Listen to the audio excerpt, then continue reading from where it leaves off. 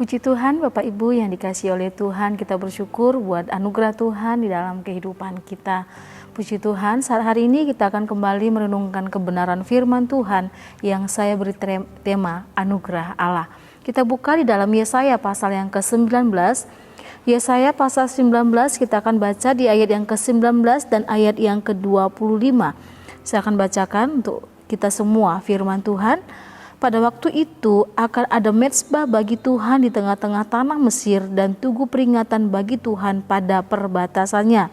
Di ayat yang ke-25, yang diberkati oleh Tuhan semesta alam dengan berfirman, diberkatilah Mesir umatku dan Asyur buatan tanganku dan Israel milik pusakaku. Puji Tuhan, Bapak Ibu yang diberkati oleh Tuhan.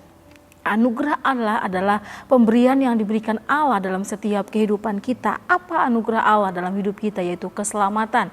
Keselamatan yang tidak seharusnya kita miliki, tetapi Allah beri dengan cuma-cuma. Di dalam siapa? Di dalam Yesus Kristus. Manusia yang berdosa, kita yang berdosa dibenarkan oleh Allah karena apa? Karena kasih-Nya. Di dalam pasal ini adalah berbicara tentang nubuatan terhadap Mesir, ucapan ilahi terhadap Mesir.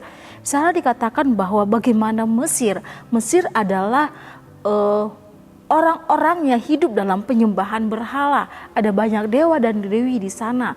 Terutama bahkan misalnya dikatakan kalau Bapak Ibu baca di ayat yang ke-5 sampai dengan ayat yang ke-10 adalah bagaimana mereka membanggakan tentang sungai Nil. Mereka beranggap bahwa sungai Nil itu adalah pemberian, adalah ciptaan dari dewa mereka dan diberikan kepada orang Mesir. Tetapi firman Tuhan dijelaskan di sana, ketika Tuhan datang ke tengah Mesir, yang Tuhan lakukan adalah kedatangan Tuhan menyebabkan sungai Nil menjadi kering. Kehidupan orang Mesir menjadi terganggu dan terancam. Karena apa? Mereka bergantung kepada sungai yang ada, yaitu sungai Nil yang melimpah, sungai Nil yang luar biasa, yang mereka anggap adalah pemberian dari dewa mereka. Tetapi ketika Tuhan datang, sungai itu Tuhan keringkan, bahkan sungai itu menjadi kering, dan keringnya sungai itu membuat orang-orang Mesir menjadi terganggu kegiatan mereka, aktivitas mereka. Dalam hal ini kita belajar bahwa bagaimana Allah menghancurkan segala hal yang menjadi dewa dan dewi mereka. Mereka menganggap bahwa itu pemberian dari dewa mereka, tetapi ketika Tuhan datang itu kering semuanya. Alam ini menggambarkan kekuasaan Tuhan yang mengalahkan kekuasaan ilah-ilah Mesir, yang mengalahkan dewa-dewa Mesir. Dan ketika itu firman Tuhan, kalau Bapak Ibu baca keseluruhan dari pasal ini, ketika orang Mesir sadar bahwa apa yang terjadi dalam hidup mereka, bahwa bencana yang terjadi, kekeringan sungai Nil, ancaman demi ancaman yang mereka hadapi yang datang kepada mereka, bahkan dewa-dewa mereka pun tidak berhasil menolong mereka. Dan membuat mereka sadar dalam ketakutan itu, mereka sadar bahwa yang melakukan itu semua adalah Allahnya Israel.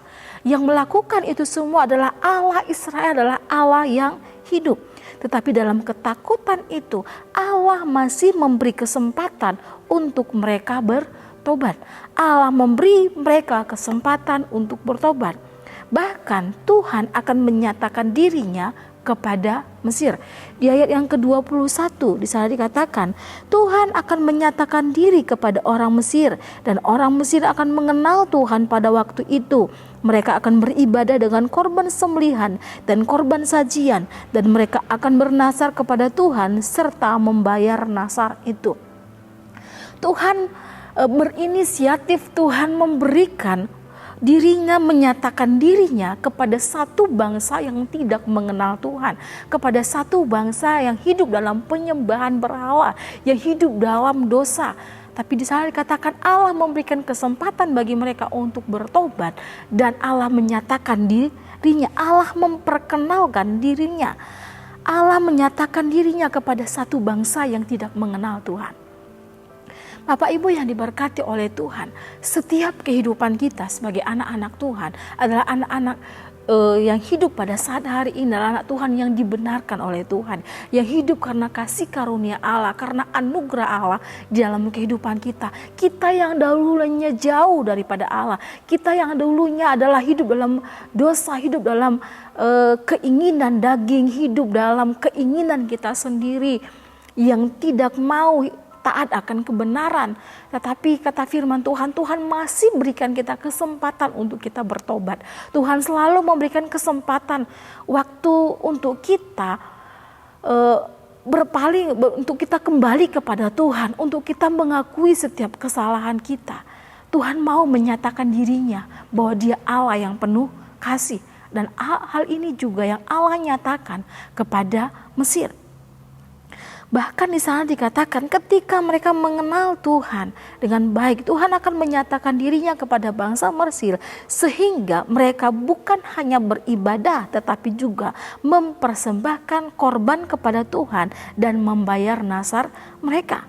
Bahkan di ayat ke-19 tadi kita sudah baca, di sana dikatakan pada waktu itu akan ada mezbah bagi Tuhan di tengah-tengah tanah Mesir dan tugu peringatan bagi Tuhan pada perbatasannya. Akan ada kegerakan yang luar biasa bagaimana mereka yang mau bertobat dan mau mengenal Tuhan dengan baik. Di sana dikatakan akan ada mezbah di sana, mezbah persembahan untuk Tuhan yang hidup.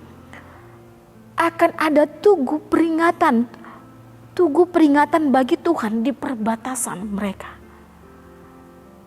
Kita bersyukur kita punya Allah yang luar biasa yang mau menyatakan dirinya yang jauh daripada Tuhan kepada orang-orang yang berdosa, kepada orang-orang yang meninggalkan Tuhan, kepada orang-orang yang tidak mengenal Tuhan. Allah mau menyatakan dirinya, Allah mau memperkenalkan dirinya bahwa Dia Allah yang penuh dengan kasih, Dia Allah yang memberikan anugerah, yang memberikan keselamatan bagi setiap kehidupan kita.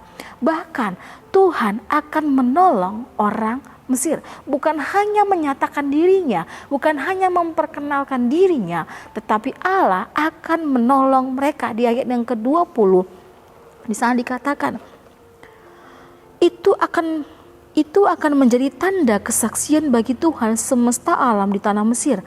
Apa mereka berseru kepada Tuhan oleh karena orang-orang menindas, maka Ia akan mengirim seorang juru selamat kepada mereka yang akan berjuang dan akan melepaskan mereka.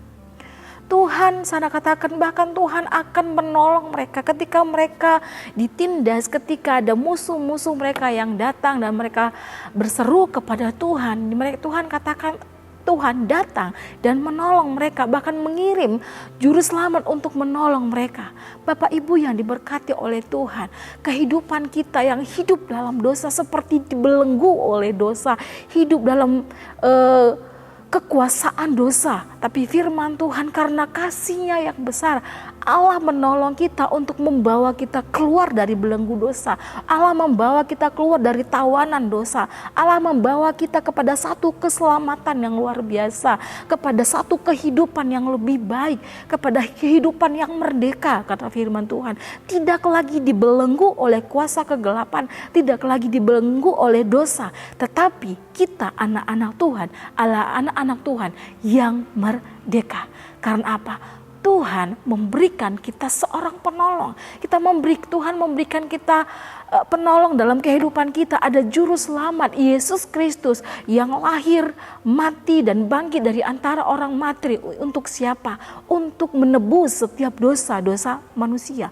Manusia, kita yang berdosa, yang tidak layak, yang seharusnya menerima hukuman, yang seharusnya menerima hukuman Allah. Tetapi karena kasih Allah yang besar, firman Tuhan menjelaskan Yesus rela menebus kita. Dia rela mengganti dosa. Dia rela menggantikan hukuman yang seharusnya menjadi milik kita. Itu diambil oleh Yesus yang adalah juru selamat kita. Anugerah yang tidak seharusnya kita miliki. keselamatan yang tidak seharusnya kita miliki, tapi diberi oleh Allah dengan cuma-cuma. Dan hal ini yang mereka terima, oleh orang-orang Mesir terima, adalah anugerah keselamatan.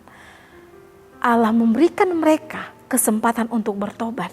Dan ketika mereka bertobat, akan ada pujian, akan ada mezbah persembahan di sana. Dan firman Tuhan, Allah juga yang akan menolong setiap kehidupan mereka. Dalam hal ini kita belajar bahwa Allah tidak pernah memandang siapapun.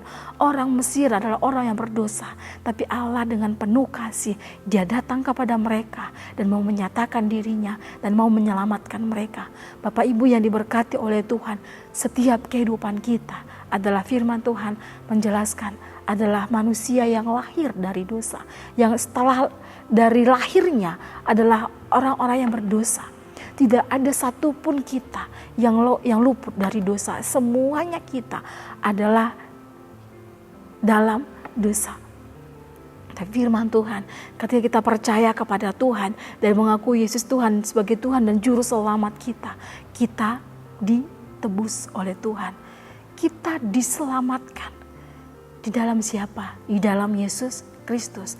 Ketika kita menerima Dia sebagai Tuhan dan Juru Selamat kita menerima anugerah terbesar, kita menerima anugerah Allah, yaitu keselamatan, kemerdekaan, kemenangan, damai sejahtera, sukacita yang Tuhan beri dalam hidup kita. Dan firman Tuhan, Tuhan berikan itu dengan cuma-cuma.